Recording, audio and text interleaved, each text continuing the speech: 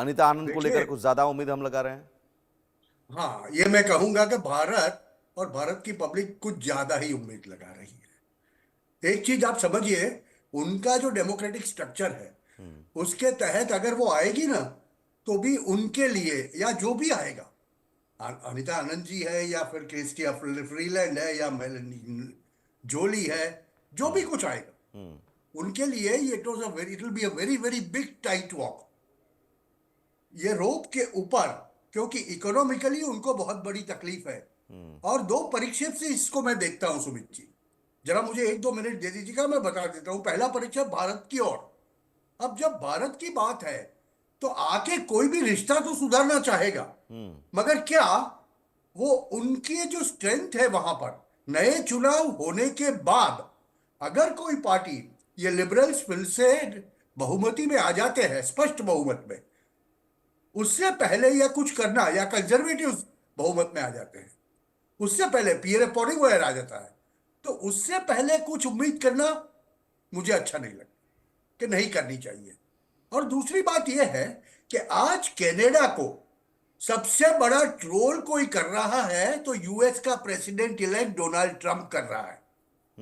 Donald Trump ने दो चीजें ऐसी की है जिससे हर एक कैनेडियन को बहुत ज्यादा तकलीफें हो रही है। एक तो उन्होंने शगुफा छोड़ दिया कि आप हमारे 51वें स्टेट बन जाओ, और दूसरी ओर मैं आपको बता दूं, आज जब हम बात कर रहे हैं तब डोनाल्ड ट्रंप जूनियर जाके ग्रीनलैंड में बैठे हुए हैं। और ये ग्रीनलैंड में क्यों बैठे हुए हैं?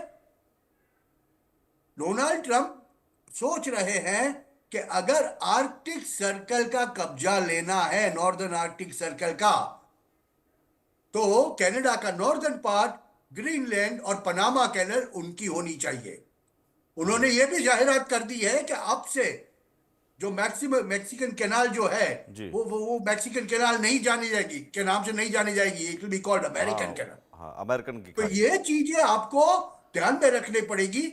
और ट्रंप अभी तो, अरे ट्रूडो नहीं, अभी तो लेकिन बता रहा है लेकिन कि हम इन नहीं सभी जुड़ेंगे, हम परिस्थितियों नहीं में जुड़ेंगे। मैं अगर एक चीज देखूं, हाँ, जो अब तक खालिस्तानियों को लेकर कनाडा का जो रुख था, उस रुख में बदलाव आएगा, क्योंकि अंदर में ही विरोध, आप लिबरल पार्टीज के सांसद का विरोध, या खालिस्तानी समर्थक पार्टी ने ही समर्थन वापस ले लिया। आप ट्रूडो खालिस्तानियों के समर्थन में भारत से दुश्मनी मोल ले ली उन्होंने, लेकिन उस खालिस्तानी समर्थक पार्टी ने ही वापस ले लिया समर्थन। तो नहीं नहीं, खालिस्तानी वो बराबर है। समर्थनों के, खालिस्तानियों के को लेकर जो वहां पर एक सॉफ्ट है, वो एक रुख में बदलाव आएगा। नहीं, वो रुख अभी नहीं बदल पाएगा, उसको वक्त लगेगा। इसीलिए मैं बोल रहा हूं ना कि देखिए, अगर लिबरल्स के पास या पियरे पॉलिवेयर के पास, कंजर्वेटिव्स के पास, जब तक हाउस में, हाउस ऑफ कॉमन्स में बहुमत नहीं होता, तब तक वो जगमीत सिंह की तूती चलेगी, ओपन में कुछ भी बोला जाए, मगर पिछले दरवाजे से वो तूती चलेगी, वो जगमीत सिंह की। और जगमीत सिंह कौन है? एक पॉलिटिकल वर्जन है खालिस्तान का, वो आपको समझ के चलना चाहिए। तो ठीक जब है। तक हाउस ऑफ कॉमन्स में या लिबरल्स की या कंजर्वेटिव्स की, और उसके बाद भी आपको बहुत ज्यादा उम्मीदें नहीं रखनी चाहिए। बहुत ज्यादा उम्मीदें नहीं रखने की वजह सिर्फ एक ही है जी। कि वहां पर खालिस्तानी एलिमेंट्स जो है, सिख कम्युनिटी के खालिस्तानी एलिमेंट्स बहुत ज्यादा नहीं है, मगर अनफॉर्चुनेट हकीकत यह है कि कनाडा की एडमिनिस्ट्रेटिव सिस्टम में वो पूरे घुसे हुए हैं। जी। आज आपको ताज्जुब होगा कि कैनेडियन फॉरेन सर्विसेज में, कि जो वीजा को कंट्रोल करते हैं, जो एंट्रीज पासपोर्ट को कंट्रोल करते हैं, ठीक है। वहां पर काफी तौर पर खालिस्तानी एलिमेंट्स हैं। और जगमीत सिंह जब पार्टनरशिप कर रहे थे गवर्नमेंट के अंदर, हाँ, तभी भी वो मंत्रालय उन्होंने अपने पास रखा था, यानी मतलब यानी किसी पार्टी के भी पास एक रखा था। पार्टी को जब तक बहुमत ना मिले तब तक ना चेहरा मिले तब चेहरा तक बहुत कोई भी मुश्किल हो, होने वाला है। कोई भी हो, खालिस्तानियों का दबदबा वहां पर रहेगा। लेकिन कर्नल साहब, एक बात यहां पर है, आप कह रहे हैं अनीता आनंद का आना बड़ा मुश्किल लग रहा है, तो ये जस्टिन ट्रूडो का जो इस्तीफा है, ये सिर्फ आईवॉश है एक तरह से? नहीं, देखिए, इनकी इंटरनल पार्टी के अंदर काफी आवाज उठ रही थी इनके खिलाफत में, हाँ। तो ये तो होना ही था। लेकिन ये भी पॉसिबल है कि जब तक ये इलेक्शन में जाए मई तक, शायद ट्रूडो ही इनका चेहरा रहे, मतलब अभी प्रेजेंटली जो पोजीशन पे उस पे रहे। आगे फ्यूचर में जीतेंगे कि वो कहना मुश्किल है, क्योंकि देखिए दो दो फैक्टर बहुत बड़े नहीं काम तो कर रहे हैं इतने कनाडा के अंदर। सांसद मई तक झेल लेंगे जो कह रहे थे कि साहब देखिए इस्तीफा दो। क्वेश्चन झेलने में एक तक का नहीं है। इनका इनका अपना नया अगला अगला लीडर चुनने में इतना टाइम लग जाएगा इनको। ये पीछे इनकी रिवायत रही है। मैंने बताया ना कि एक बार 8 महीने, एक बार 5 महीने, या पॉलिटिक्स चलती है इनकी आपस में, तो टाइम ही निकल जाएगा तब तक। नहीं तो तब तक ये आप इसी में क्या चक्कर कह रहे हैं कि रहेंगे कितना वक्त लग केयरटेकर में। सकता है? आज भी बैठक होने वाली थी, तो ये वक्त ये कितना लग कुछ सकता है? देखिए, मैं एक बताना चाहूंगा आपको, अगर आप इंपॉर्टेंट चीज ये है कि कनाडा के अंदर आज की तारीख में दो मुद्दे बहुत ज्वलनशील हैं। सबसे पहला है महंगाई और दूसरा है बेरोजगारी, जिसके दम पर कंजर्वेटिव पार्टीज को भुनाने में लगी हुई है। और वो आज की तारीख में प्री पोल सर्वे जो हुए हैं उसमें 43% पे है। जो ट्रूडो की पार्टी है लिबरल, वो मुश्किल से 21 या 22% पे है। लेकिन ध्यान रहे, जगमीत सिंह 18% पे है। अब 21-22 को जगमीत सिंह के साथ मिलाओ तो आप लगभग 40% पे और 44% का गेम हो जाता है। तो जैसे कि अभी बता रहे थे आपको, दूसरे प्रवक्ता बता रहे थे। अब मैं यहां पे बताना चाहूंगा आपको कि अगर ऐसा होता है तो हाउस ऑफ कॉमन में जब तक मेजोरिटी में लिबरल हो या कंजर्वेटिव पार्टी हो, कोई भी हो, वो नहीं आएगा, तो जगमीत सिंह अपना खेला खेलेगा, वो अपना गेम बनाएगा, और वहां पे भारत के लिए कोई अच्छी बात नहीं रहेगी। ये नहीं हो पाएगा। और रही बात जो अमेरिका की जब बताई जा रही थी, जी। देखिए बड़ा हंसने वाली बात है कि जहां एक और चीन को अमेरिका कहता है विस्तारवाद की नीति रखता है, ये फलाना ढिमकाना, या ग्रेटर अमेरिका की बात डोनाल्ड ट्रंप ने करनी शुरू कर दी है। ग्रीनलैंड को खरीदने की बात कर रहा है और कहते हैं कि इसको स्टेट बना देंगे कनाडा को। गवर्नर तक बोल दिया था ट्रूडो को, कि ट्रूडो तो गवर्नर है वहां के।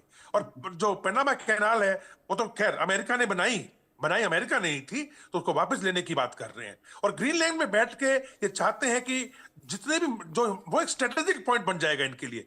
लेकिन क्या अमेरिका जैसे देश को, जो कि विस्तारवाद के अंदर आज तक ऐसी बातें नहीं किया, क्या डोनाल्ड ट्रंप उनको उस रास्ते पे लेके जा रहे हैं? और क्या सचमुच एलन मस्क के साथ मिलके पैसों के गेम से या ताकत के गेम से क्या ये होगा? ये देखने वाली बात होगी। ठीक है हिमांशु भट्ट जी, तो क्या ये माना जाए कि कनाडा में एक सिर्फ चुनौती खालिस्तान ही नहीं है? आप भारत से दुश्मनी, जस्टिन ट्रूडो आप कितना भी अब लेते रहें खालिस्तानियों के समर्थन से, आप उनको तो अमेरिका से निपटना है। डोनाल्ड ट्रंप छीनने के लिए तैयार हैं, तो देखिए, वहां पर डोनाल्ड अनीता ट्रंप आनंद छीनने आ के लिए जाएं या फिर जस्टिन ट्रूडो रहें या फिर कंजर्वेटिव पार्टी आ जाए, अब खालिस्तानियों के समर्थन से सरकार चलाने से आप खालिस्तानियों के हित को पूरा कर लेंगे, लेकिन उससे अमेरिका को कोई मतलब नहीं, डोनाल्ड ट्रंप को कोई मतलब नहीं है। नहीं नहीं, डोनाल्ड ट्रंप देखिए, अभी देखिए, आपको ये है ना, वैश्विक परिमाण समझना पड़ेगा। आज जिसे हम डीप स्टेट कहते हैं ना, ओल्ड डीप स्टेट, जो कि डेमोक्रेटिक पार्टी के साथ में था यूएस में, वो डीप स्टेट धीरे धीरे जा रहा है, इट्स ऑन अ डिक्लाइन। और नया डीप स्टेट जो हाईटेक वाला आ रहा है, वो इलॉन मस्क, और अब तो एक के बाद एक करके मार्क जुकरबर्ग से लेके सभी उसमें जाने लगे हैं, धीरे धीरे परिवर्तित हो रहे हैं। अभी ऐसी स्थिति के अंदर कनाडा के लिए यूएसए को रेजिस्ट करना बहुत मुश्किल होने वाला है। और जो विस्तारवाद की बात है, यहां पर सीधा गेम जो है वो वैश्विक कुदरती स्रोत के ऊपर कब्जा करने का है। आज के ग्रीनलैंड में कुदरती खनिज का स्रोत, संसाधनों का भंडार है, तो वहां पर उनका दोहन करना, कुदरती बिल्कुल संसाधन जो 55 ट्रिलियन के हैं। ठीक है। एक बाजू रशिया 50% ऑक्यूपाई करके बैठा है, तो दूसरी तरफ जब तक अमेरिका ग्रीनलैंड, पनामा कैनल पे कब्जा करके नॉर्दर्न कनाडा को नहीं करेगा, तब तक आप उसको बैलेंस नहीं कर तो पाओगे। कनाडा और ये में बात फिलहाल अनीता आनंद हो, जस्टिन ट्रूडो हो या कंजर्वेटिव पार्टी भी हो, अब उनके सामने एक नई चुनौती मुहबाए नई खड़ी चुनौती। है कि भाई आप डोनाल्ड ट्रंप से पहले निपटिए, भारत विरोधी काम बाद में कीजिए, भारत विरोधी काम करने से आपका भला नहीं होने वाला है। बहुत शुक्रिया हिमांशु भट्ट जी, बहुत शुक्रिया कर्नल दिनेश नैन साहब इस चर्चा में हमारे साथ